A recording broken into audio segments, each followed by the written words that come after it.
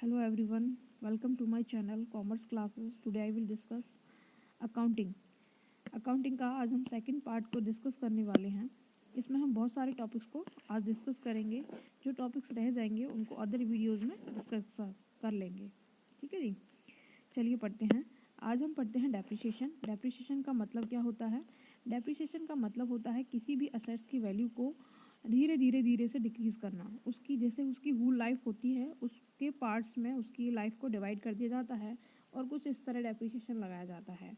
ठीक है जी। डेप्रिसिएशन के बहुत सारे मेथड होते हैं, जैसे कि straight line method, decline balancing method, sum of the year digit method, ये यूनिट ऑफ प्रोडक्शन मेथड। ठीक है जी। अब इसको हम वन बाई वन पढ़ेंगे। कहते हैं कि स्ट्रेंथ लाइन में होता क्या है कि जो डेप्रिसिएशन की अमाउंट होती है वो होती है उसकी टोटल लाइफ अपॉन में जितने साल वो चलेगी। ठीक है जी। टोटल उसकी अमाउंट कितनी थी अपॉन में उसकी लाइफ। ठीक है, उसके मतलब इक्वल अमाउंट में हम डेप्रिसिएशन लगाते हैं। और डिक्लाइनिंग में होता है कि स्टार्टिंग में ईयर में तो हम हायर डेप्रिसिएशन लगाते हैं, बट जैसे जैसे ईयर बीतते जाते हैं डेप्रिसिएशन की वैल्यू कम होती चली जाती है। सम ऑफ द डिजिट मेथड, इसमें क्या करते हैं, इसमें हम ईयर्स के बेस पर लगाते हैं। इसको आगे डिस्कस करेंगे। यूनिट ऑफ प्रोडक्शन के बेस पर हम उसमें जितनी वो जो वो मशीनरी है जितनी वो यूनिट बना रही है उसके बेस पर लगाते हैं। चलिए आगे पढ़ते हैं। कहते हैं कि स्ट्रेंथ लाइनिंग मेथड होता क्या है। कहता है कि using the strength lining method the salvage value reduce the depreciation.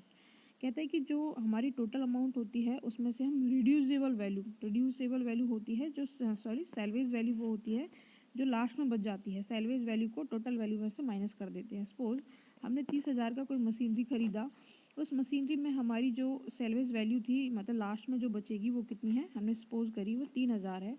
तो 30,000 माइनस 3,000 इक्वल टू आई 27,000। ठीक है जी, ये हमारा डेप्रिशिएबल बेस है। तो अब क्या करेंगे, उसकी एक्सपेक्टेड यूजफुल लाइफ कितनी थी, 5 साल। कितनी थी, 5 साल। तो हमारा जो 27,000 को हम डिवाइड कर देंगे 5 से और आ जाएगा हमारा 5400। ये क्या है, हमारी डेप्रिशिएबल वैल्यू है। क्या है जी, डेप्रिशिएबल वैल्यू है। ओके। और इस तरह मतलब पूरे जितनी लाइफ है उसकी 5 साल है, हम उसमें कितना डेप्रिसिएशन लगाएंगे, हम उस पर लगाएंगे 5400। ओके, चलिए आगे पढ़ते हैं। कहता है कि डिक्लाइनिंग बैलेंसिंग मेथड। क्या है, डिक्लाइनिंग बैलेंसिंग मेथड। इसमें हम क्या करते हैं, इसमें हम ऐसे करते हैं। कहता है कि जो स्टार्टिंग के अर्ली ईयर्स होते हैं उसमें तो हम मोर डेप्रिसिएशन लगाते हैं, और जैसे जैसे ईयर बीतते जाते हैं तो उसमें हम कम डेप्रिसिएशन लगाते हैं, लेसर हो जाता है। क्या इसके बाद कहता है कि don't deduct salvage value when the figure depreciable. कहता है कि जो हमारी सैलवेज वैल्यू है उसको हम सैलवेजेबल मतलब डेप्रिसिएबल वैल्यू निकालने के लिए सैलवेज वैल्यू को माइनस नहीं करते हैं। ठीक है। और ये कहता है कि हम सैलवेज वैल्यू निकालते कैसे हैं। चलिए पढ़ते हैं कैसे निकालते हैं। ये कहता है कि देखो मैं आपको बताती हूँ, इसमें लिखा नहीं है बट मैं आपको बता देती हूँ इधर। कहता है कि जैसे हमारी मशीनरी की वैल्यू है 100%, कितनी है, 100% है, तो उसकी जो लाइफ है उससे डिवाइड कर देते हैं तो क्या आ जाता है, रेट आ जाता है कि हम कितना डेप्रिसिएशन लगाएंगे।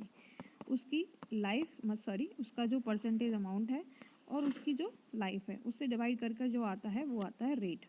ठीक है जी, उसको बोलते हैं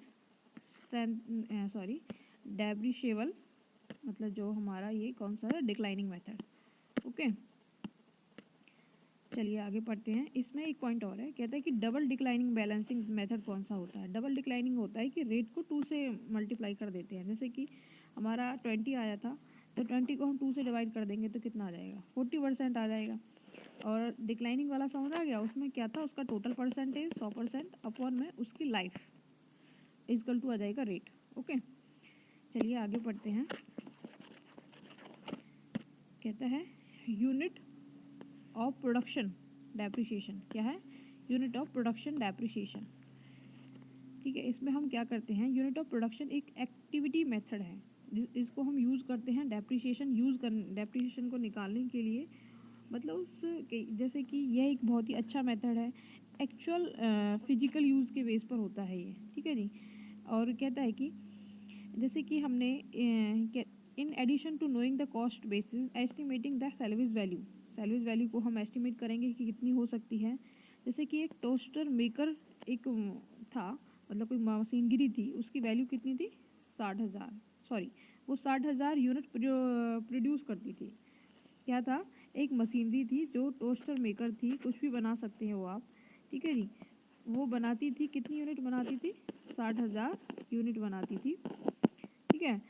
अब वो कहता है कि उस वैल्यू, उसकी कितनी वैल्यू थी, जो वो, ये तो उसकी यूनिट प्रोडक्शन था, उसकी वैल्यू थी 30,000। कितना वैल्यू था उसका, उसकी वैल्यू थी 30,000। 30,000 में से हमने सैलवेज वैल्यू माइनस की, जो हमारी 3,000 थी, तो हमारी वैल्यू कितनी आई, 27,000, ठीक है जी। कितनी आई, 27,000। Taking cost minus the salvage value, 27,000 आ गई। अब हम क्या करेंगे, 27,000 को डिवाइड करेंगे उसकी जितनी यूनिट उसने प्रोड्यूस की थी। 27,000 डिवाइड बाई 60,000, तो आ गया 0.45। ये क्या है, पर यूनिट डेप्रिसिएशन है। क्या है जी, पर यूनिट डेप्रिसिएशन है, ठीक है जी। अब आगे टोटल निकालेंगे। टू कहता है to compute the depreciation expenses, depreciation expenses को हम कंप्यूट करने के लिए year after year you multiply the actual number of unit of the machine make during the year. कहता है कि हमने टोटल डेप्रिसिएशन निकालने के लिए क्या होता है, जितनी भी उसने यूनिट प्रोड्यूस करी उस यूनिट्स को पर यूनिट डेप्रिसिएशन से मल्टीप्लाई कर देंगे। पर ईयर यूनिट डेप्रिसिएशन हमारा कितना था, 0.45। और उसने एक ईयर में कितनी, मतलब 2012 में या एक ईयर में कितनी यूनिट प्रोड्यूस की, 10,100।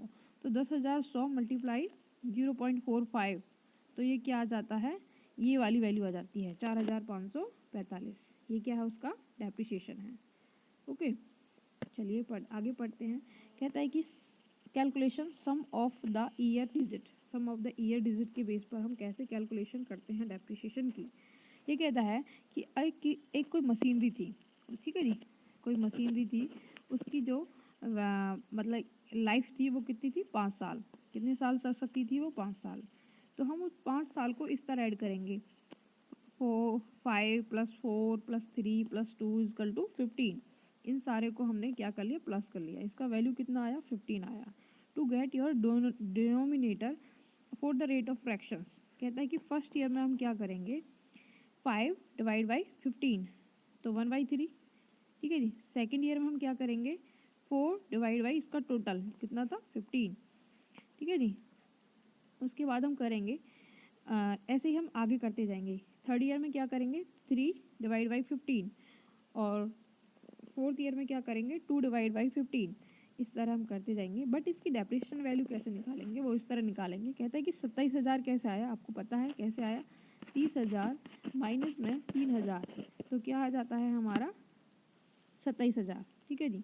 फर्स्ट ईयर डेप्रिसिएशन कितना होगा, हमने क्या किया था, 27,000 मल्टीप्लाई में 1/3, ये वाला 1/3, ठीक है। या फिर हम लिख सकते हैं 5/15, तो इसका वैल्यू आया 9,000 फर्स्ट ईयर में। सेकेंड ईयर में क्या होगा, डेप्रिसिएशन होगा 27,000 मल्टीप्लाई में 4/15, कितना, 4/15, तो कितना आया, 7200। कितना आया, 7200, ये वाली। ऐसे ही आगे पढ़ते हैं। कहता है कि अगर 3 ईयर में क्या होगा, थर्ड ईयर में होगा कि 27,000 मल्टीप्लाई में 3/15, तो कितना आएगा, 5400, ठीक है। ऐसे ही फोर्थ ईयर में क्या होगा, 27,000 डिवाइड बाई 2/15, तो कितना आएगा, 3600। ऐसे ही 5 ईयर में 27,000 डिवाइड बाई 15, मतलब 1/15, तो कितना आया, 1800। ये उसका डेप्रिसिएशन वैल्यू हो गया। ये कौन से बेस पर था, ये था calculation of the year digit.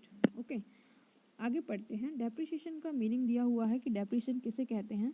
कहता है कि depreciation is treat as the revenue loss, इसको हम रेवेन्यू लॉस की तरह ट्रीट करते हैं। It is record when expire utility fix assets such as the plant, machinery, equipment वगैरह। कहता है कि उसकी जो वैल्यू डिक्रीज हो चुकी है उसको डेप्रिसिएशन कहते हैं। जैसे जैसे हम उसे यूज़ करते हैं उसकी जो वैल्यू होती है वो डिक्रीज हो जाती है। एक बात याद रखना, जो लैंड होता है उस पर डेप्रिसिएशन नहीं लगता है, ठीक है जी। उसके बाद होता है